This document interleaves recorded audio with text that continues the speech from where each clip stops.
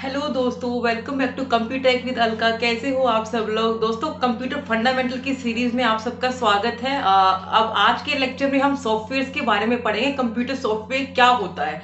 दोस्तों, आज के टाइम में स्मार्टफोन हर कोई यूज करता है, बट किसी से पूछे कि नॉर्मली कि आप कौन सा ऑपरेटिंग सिस्टम यूज करते हैं, तो बोलते हैं हमें नहीं पता हम कौन सा यूज करते हैं। यानी कि उन्हें ये भी नहीं पता कि जो स्मार्टफोन में एंड्रॉइड या आईओएस या विंडोज वो यूज कर रहे हैं वो एक ऑपरेटिंग सिस्टम है। तो उनको ये मतलब बेसिक डिटेल भी पता नहीं होता, स्टिल वो यूज कर रहे हैं, फिर भी वो उनके बारे में अवेयर बिल्कुल भी नहीं है। तो आज हम इस वीडियो में इसी के बारे में डिस्कस करेंगे कि कंप्यूटर सॉफ्टवेयर क्या होता है, उसके कौन कौन से ऑपरेटिंग सिस्टम अलग अलग होते हैं, कौन सा मोबाइल के लिए होता है, कौन सा कंप्यूटर के लिए होता है। तो हम आज ये सब भी डिस्कस करेंगे। तो ठीक है दोस्तों, तो पहले हम देखते हैं कि सॉफ्टवेयर क्या होता है। तो software one by one discuss करते हैं। तो सॉफ्टवेयर क्या होता है? कलेक्शन ऑफ प्रोग्राम होता है। यानी कि जो भी हमारा प्रोग्राम होता है उसे हम कलेक्शन ऑफ प्रोग्राम क्या होता है? सॉफ्टवेयर बोलते हैं। अब कॉन्सेप्ट ये आता है कि प्रोग्राम क्या होता है। तो प्रोग्राम क्या होता है? It is a sequence of instruction written in a language that can be understood by a computer.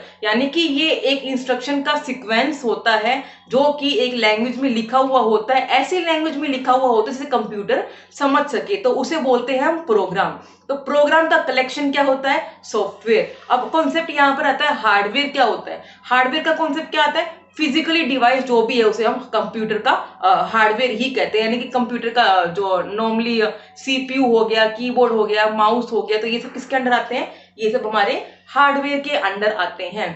तो ये बेसिक है सॉफ्टवेयर के बारे में। अब अगर हम डिस्कस करें कि सॉफ्टवेयर और हार्डवेयर के बीच में रिलेशन कैसा होता है, तो वो हम डिस्कस करते हैं। तो इसमें पहले क्या लिखा हुआ है? Actually both hardware and software are necessary for a computer to do some job. यानी कि दोनों की इक्वल प्रियोरिटी है, दोनों ही इक्वली इंपॉर्टेंस रखते हैं while using the computer or while performing some action with the help of computer. तो they both are complementary to each other. ठीक है।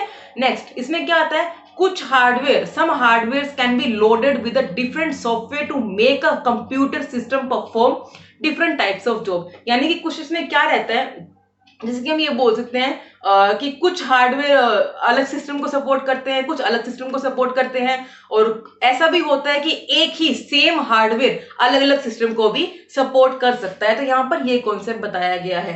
नेक्स्ट इसमें आता है except for upgrades hardware is normally a one time expense. यानी कि upgradation को छोड़ के hardware only one time investment ही है, वन टाइम एक्सपेंस ही है। जबकि सॉफ्टवेयर में क्या है? कॉन्टिन्यूस एक्सपेंसेस होते रहते हैं, यानी कि उसमें अपग्रेडेशन आते रहते हैं जिनके थ्रू हमें बार बार पे भी करना पड़ता है। नेक्स्ट अगर हम बात करें सॉफ्टवेयर के टाइप कौन कौन से होते हैं, तो दोस्तों यहाँ पर सॉफ्टवेयर के टू टाइप्स होते हैं, जिसमें फर्स्ट आता है system software and another one is application software. Application का नाम आप ऐप से समझ सकते हैं। जैसे कि आपको पता होगा ऐप कौन सी मोबाइल में हम सब लोग यूज करते हैं, व्हाट्सएप ऐप हो गया, फेसबुक ऐप हो गया, फ्लिपकार्ट ऐप हो गया, अमेजोन ऐप हो गया। तो ये सब क्या है? ये सब एक ऐप है, यानी कि ये सब एप्लीकेशन सॉफ्टवेयर के अंडर आते हैं। अब अगर मैं बात करूं सिस्टम सॉफ्टवेयर की, तो सिस्टम यानी कि पूरे का पूरा सिस्टम हो गया, यानी कि पूरे सिस्टम को जो चला रहा है उसकी हम बात करें, तो यहां पर हमारा बात आती है ऑपरेटिंग सिस्टम की। तो ऑपरेटिंग सिस्टम क्या होता है? ये एक इंटरेक्शन होता है यूजर और हार्डवेयर के बीच का। तो सिस्टम सॉफ्टवेयर क्या है? सिस्टम सॉफ्टवेयर का एग्जांपल क्या हो गया? ऑपरेटिंग सिस्टम इसका बेस्ट एग्जांपल हो गया। यानी कि पूरे सिस्टम को मैनेज करने का काम कौन कर रहा है? ऑपरेटिंग सिस्टम कर रहा है। तो इसका ये बेस्ट एग्जांपल क्या है? सिस्टम सॉफ्टवेयर का ऑपरेटिंग सिस्टम ही है। तो सिस्टम सॉफ्टवेयर एक्चुअली क्या है? System software are designed to control the operations and extend the processing capability of a computer system. यानी कि इसको ऐसे डिजाइन किया गया है जिससे कि सिस्टम को कंट्रोल कर सके, यानी कि सिस्टम का जो भी ऑपरेशंस है उनको कंट्रोल कर सके, और उनकी जो प्रोसेसिंग कैपेबिलिटी है उनको और भी इंक्रीज कर सके, उनको और भी बेटर जो फंक्शनैलिटीज प्रोवाइड करवा सके। तो ये कॉन्सेप्ट आता है सिस्टम सॉफ्टवेयर में। और उसके बाद आता है एप्लीकेशन सॉफ्टवेयर। यानी कि एप्लीकेशन सॉफ्टवेयर का आपको ध्यान रखना है ऐप की हेल्प से, यानी कि जैसे ही आपको नाम आएगा ऐप तो आप समझ जाओगे कि एप्लीकेशन सॉफ्टवेयर की बात हो रही है। तो हम बात करते हैं इन डेप्थ में सिस्टम सॉफ्टवेयर की। तो सिस्टम सॉफ्टवेयर एक्चुअली क्या होता है? Make the operation of computer system more effective and efficient. यानी कि जो भी कंप्यूटर के ऑपरेशंस है उनको और भी इफेक्टिवनेस प्रोवाइड करवाता है, एफिशिएंसी प्रोवाइड करवाता है। तो ये काम किसका रहता है? सिस्टम सॉफ्टवेयर का रहता है और ये हेल्प करता है हार्डवेयर कंपोनेंट्स को work together and provide support for the development and execution of application software. यानी कि ये जो भी हेल्प किसमें करता है, जो भी हमारा हार्डवेयर कंपोनेंट होता है उनको कंबाइनली काम करने में हेल्प करता है, उनको सपोर्ट प्रोवाइड करवाता है, जो भी उनको डेवलपमेंट करना है, एग्जीक्यूशन करना है, तो उन सब में वो उसकी हेल्प भी करता है। तो जैसे कि इसमें देखते हैं हम, programs included in a system software packages are called system program. यानी कि सिस्टम प्रोग्राम क्या होता है, ऐसे प्रोग्राम जो सिस्टम पैकेज में इंक्लूडेड हो उन्हें हम बोलेंगे सिस्टम प्रोग्राम। अब सिस्टम प्रोग्रामर क्या होता है, प्रोग्रामर हु प्रिपेयर्स देम, यानी कि जो सिस्टम के प्रोग्राम्स है उनको जो प्रिपेयर कर रहा है उसको हम क्या बोलेंगे, सिस्टम का प्रोग्रामर बोलेंगे। तो इसके एग्जांपल कौन कौन से हैं, जैसे कि ट्रांसलेटर हो गया, ऑपरेटिंग सिस्टम हो गया, यूटिलिटी प्रोग्राम्स हो गया, सिस्टम सॉफ्टवेयर के ये सब एग्जांपल होते हैं। अब कॉन्सेप्ट आता है ट्रांसलेटर क्या होता है, तो ट्रांसलेटर क्या होता है, जो भी डेटा हमारा रहता है उसे कंप्यूटर की लैंग्वेज में, जो हमारे जैसे कि हम बोलते हैं कि ऑब्जेक्ट कोड होता है, सोर्स कोड होता है, तो उनमें क्या रहता है एक्चुअली, जो भी हमारा सोर्स कोड रहता है ना उसको कन्वर्ट करता है ऑब्जेक्ट कोड में। कौन करता है, ट्रांसलेटर करता है। तो ये काम किसका रहता है, ट्रांसलेटर का। किसके अंडर आता है, ये सिस्टम सॉफ्टवेयर के अंडर आता है। ट्रांसलेटर का काम क्या एक्चुअली, तो जो भी हमारा सोर्स कोड है उसको मैं ऑब्जेक्ट कोड में कन्वर्ट कर रही हूँ, बट क्यों कर रही हूँ, क्योंकि जो भी हमारा सोर्स कोड है वो ह्यूमन रीडेबल फॉर्म में लिखा हुआ होता है और उसे मुझे कंप्यूटर रीडेबल फॉर्म में कन्वर्ट करना जरूरी है ताकि मैं प्रोसेस कर सकूं डाटा को, यानी कंप्यूटर से प्रोसेस कर सके और मेरे को मेरा आउटपुट मिल सके। तो इसके लिए मुझे कन्वर्टर की नीड होती है।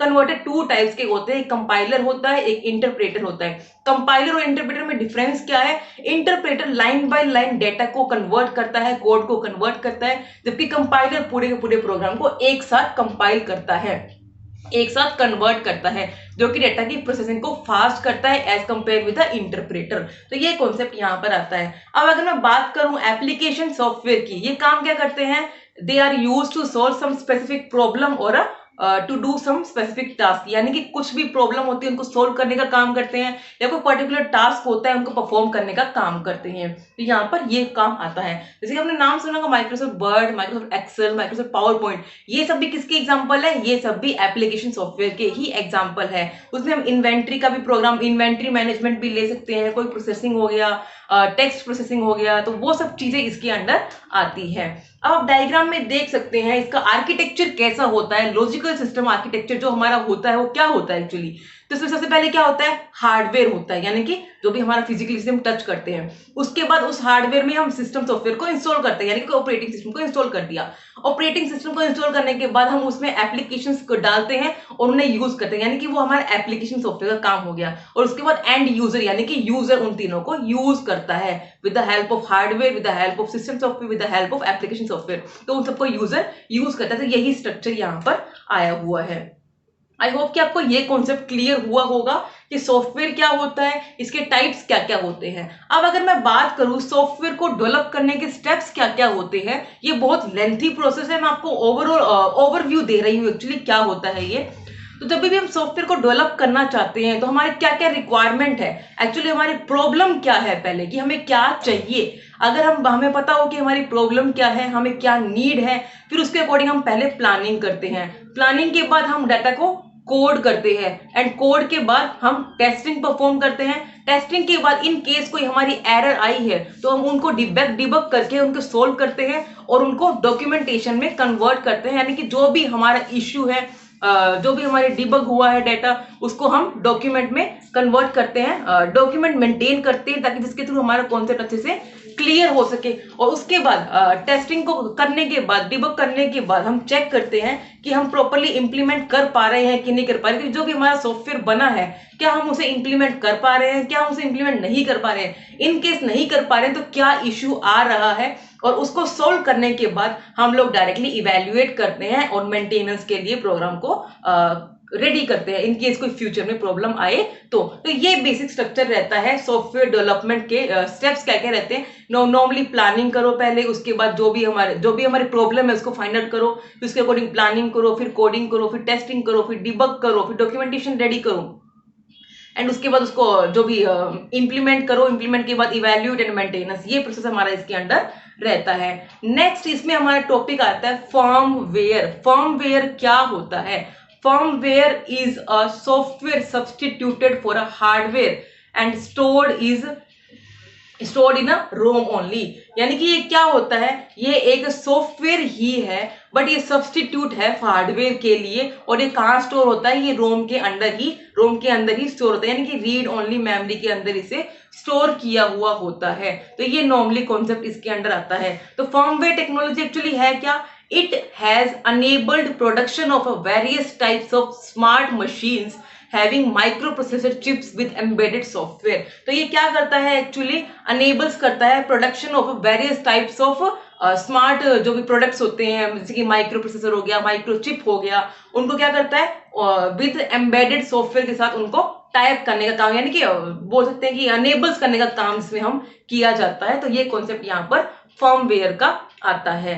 दोस्तों नेक्स्ट टॉपिक हमारा है मिडलवेयर। नाम से ही समझ में आ रहा है मिडल का काम करेगा डेफिनेटली ये। तो मिडलवेयर क्या करता है, एक्ट एज अ ग्लू, यानी कि act as a glue between client and a server part of application. यानी कि सर्वर का जो पार्ट होता है, पर्टिकुलर एप्लीकेशन हो गई, उसके और क्लाइंट के बीच में एज अ ग्लू का काम करता है, यानी कि चिपकाने का काम करता है, हम बोल सकते हैं।